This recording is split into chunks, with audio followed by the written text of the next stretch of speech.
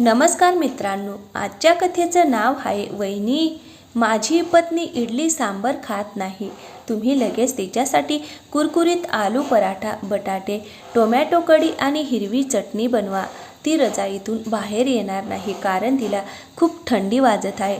भाऊजी, मला ताप आहे, मी आलू पराठा बनवू शकत नाही.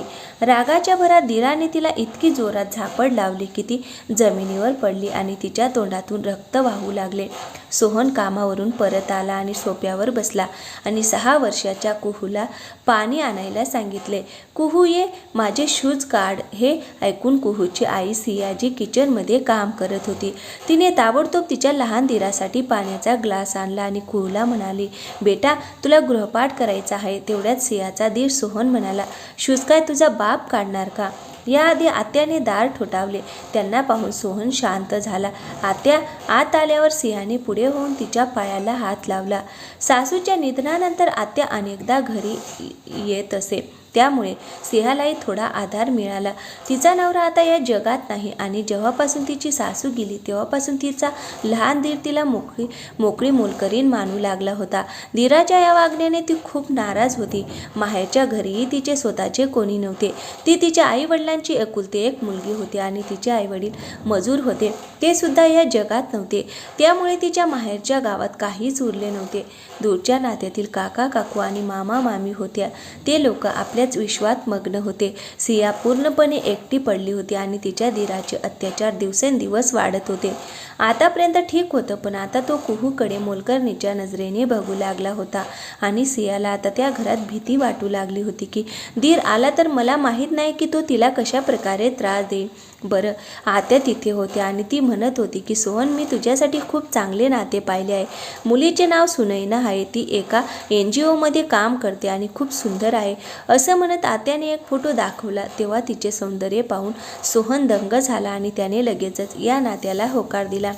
सुनैना जेव्हा सोहनला पाहिले तेव्हा सोहनने आपल्या गोड बोलण्याने तिच्या मनात स्वतःची जागा बनवली. त्यानंतर दोघांनी मोठ्या थाटामाटात लग्न केले.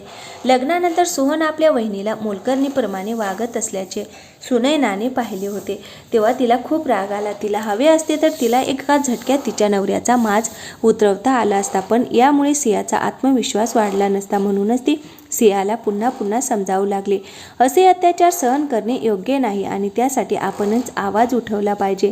एके दिवशी सिया किचनमध्ये नाश्ता बनवत होती. आज तिच्या मुलीने इडली आणि सांबर खाण्याची विनंती केली होती, म्हणून तिने सर्वांसाठी निहारी अशीच तयारी केली. नाश्ता करून ती धीराच्या खोलीत गेली तेव्हा तिचा धीर बाहेर फिरायला गेला होता आणि तिची जाऊबाई वॉशरूममध्ये होती. नाश्ता ठेवून ती निघून गेली. आज तिलाही थोडा ताप जाणवत होता, त्यामुळे पटकन काम उरकून तिला थोडी विश्रांती घ्यायची होती. ती स्वयंपाकघरात आली आणि स्वतःसाठी आणि कुहूसाठी नाश्ता करून तिने सगळी भांडी साफ करायला सुरुवात केली. भांडी साफ करून तिने किचन स्वच्छ केले. मग तिचा धीर किचनमध्ये आला आणि विचारले, आज नाश्त्याला कसली उकडलेली इडली बनवली आहेस?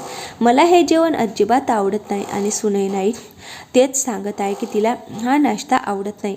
माझी बायको हा इडली सांबर खात नाही. तुम्ही लगेच तिच्यासाठी कुरकुरीत आलू पराठा, बटाटा, टोमॅटो कढी और हिरवी चटणी बनवा. ती रजाईतून बाहेर पडणार नाही कारण तिला खूप थंडी वाजत आहे. असे म्हणत त्याने किचनमध्ये नाश्त्याची प्लेट आणली आणि फेकून दिली आणि सिया घाबरली. खोलीच्या आतही आवाज येत होता आणि सुनैना सुद्धा सगळं ऐकत होती. तिने नाश्ता खायला नकार दिला असला तरी तिला जाऊन नाश्त्याची ताट एवढ्या जोरात बाहेर फेक असे सांगितले नव्हते. सियाचा आवाज ऐकून ती रागाने खोलीतून बाहेर पडू लागली आणि तिची पावले थांबली की आज तिने विरोध केला आणि म्हणाली, भाऊजी, हे काय बोलण्याची पद्धत आहे?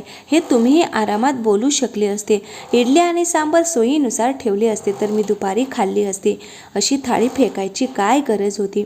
आणि ऐका, मी पुन्हा नाश्ता बनवणार नाही कारण मला खूप ताप आहे. मग आज मी कचोरी बनवणार नाही. वहिनीचा निषेधात्मक स्वर ऐकून सोहनला खूप राग आला. त्याने आपल्या वहिनीकडे बघून चोराला जोरात चापट मारली आणि म्हणाला की आता तू पण माझ्याशी भांडशील. एकदा मी तुला दुसरा नाश्ता बनवायला सांगितला तर तुला दुसरा नाश्ता करावा लागेल. ती पण वळून म्हणाली, भाऊजी, मला ताप आहे, मी कचोरी बनवू शकत नाही. रागाच्या भरात धीराने तिला इतके मारले की ती जमिनीवर पडली आणि तिच्या तोंडातून रक्त येऊ लागले. ती वेदनेने ओरडली आणि म्हणाली, भाऊजी काय करताय?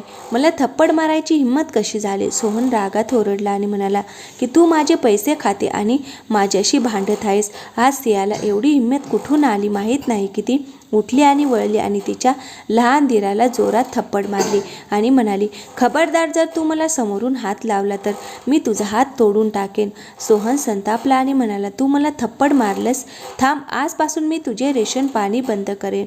मग सुनैनाने त्याचा हात धरला आणि त्याला मागे खेचले आणि म्हणाली, तू काय करतो आहेस? वहिनीवर हात कसा उचललास? तो म्हणाला, अरे मी तिला माझ्यासाठी दुसरा नाश्ता करायला सांगत होतो आणि जर ती वाद घालत असेल तर मी काय करू?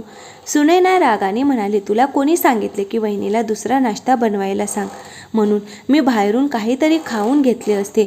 मी तुला फक्त सांगितले की मी इडली सांबर खात नाही. मी माझ्या कामात इतकी व्यस्त आहे की मला घरी वेळ घालवण्याची संधी मिळत नाही. वहिनीला एवढ्या सहजतेने सगळं सांभाळावं लागतं आणि तुम्ही त्यांना मारताय. अहो, आम्ही संपूर्ण जगात महिलांची पूजा करतो हा नारा लावतो आणि आपल्या घरातच महिलांचा इतका अपमान होतो. हे सगळं मी पहिल्यांदाच माझ्या डोळ्यांनी पाहिले. पण लक्षात ठेवा, जर तुम्ही तुमच्या वहिनीशी कधी गैरवर्तन केले किंवा तिच्यावर हात उचलण्याचा प्रयत्न केला तर मी थेट पोलिसांना फोन करेन. बायकोचे बोलणे ऐकून त्याला धक्काच बसला. त्याची पत्नी आपल्यावर कारवाई करण्याचा विचारही करेल याची त्याने कल्पनाही केली नव्हती. त्यानंतर सुनैना तिच्या वहिनीकडे आली आणि म्हणू लागली, बहिणी, स्वतःला कधी एकटे समजू नका. मी तुमच्या सोबत आहे. तुमच्याशी कोणी गैरवर्तन केले तर मला त्वरित सांगा. जावेची साथ मिळाल्याने सियाला आज एक वेगळीच ताकद जाणवत होती. सुनैना म्हणाली, दीदी मला तुमच्याशी काही बोलायचे आहे. मग ती सोहनकडे बघत म्हणाली की तू इथून जा, तुला इथे काही काम नाही. जेव्हा सोहन तिथून निघून गेला तेव्हा सुनैना म्हणू लागली, दीदी आजूबाजूची बरीच मुलं ट्युशन करायला खूप दूर जातात. मी त्यांच्याशी बोलले तेव्हा ते तुमच्याकडून शिकवणी घ्यायला तयार आहेत. आज संध्याकाळी 4 मुले येणार आहेत. तुम्ही त्यांना शिकवू शकता, बरोबर? हे ऐकून सिया तिच्याकडे आश्चर्याने पाहू लागली. तिच्या डोळ्यात अश्रू तरळले. ती म्हणू लागली, दीदी तुमचा खर्च तुम्ही स्वतः उचला असे मी म्हणत नाही, पण तुम्हीही स्वावलंबी झाला तर तुमच्यात आत्मविश्वास येईल.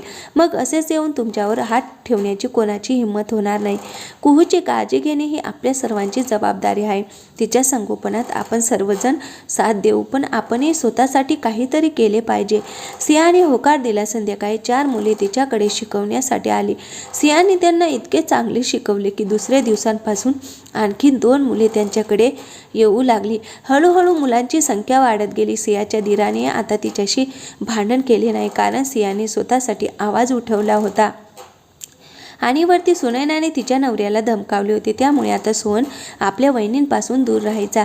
नाहीतर आधी त्याने आपल्या वहिनीशी बोलायला सुरुवात केली होती, कारण तिचा नवरा या जगात नसल्यामुळे घराचा खर्च उचलत होता. पण आता सिया पूर्ण स्वाभिमानाने त्या घरात राहत होती, कारण तिलाही त्या घरात हक्क होता. सोहनलाही फक्त त्याच्या कामाची काळजी होती. तिचे उत्पन्न वाढल्याने सियाने एक मोलकरीण देखील ठेवली, ज्याचा पगार सिया आणि सुनैना दोघांनी मिळून दिला. सियाला आता तिच्या आयुष्यात एक उद्देश होता. आपल्या मुलीला शिकवण्यासोबतच त्या परिसरातील मुलांनाही शिकवणी द्यायची. तिची एक वेगळी ओळख होती आणि हे सर्व सुनैनामुळेच शक्य झाले. नाहीतर आधी ती धीराच्या मर्जीखाली दडपशाहीचं आयुष्य जगत होती आणि सोहनलाही ते जाणवत होतं की जर तो सिया आणि तिच्या मुलीचा खर्च उचलत असेल तर ते दोघेही त्याचे मुक्त गुलाम आहेत. पण आता काळ बदलला होता आणि सुनैना आल्यानंतर सियाच्या आयुष्यातील अंधार दूर झाला होता. मित्रांनो, मला आशा आहे की तुम्हाला आमची कथा आवडली असेल. कथा आवडली असेल तर व्हिडिओला लाईक करा आणि चॅनलवर नवीन असाल तर चॅनलला सबस्क्राईब करा आणि थँक्यू. धन्यवाद.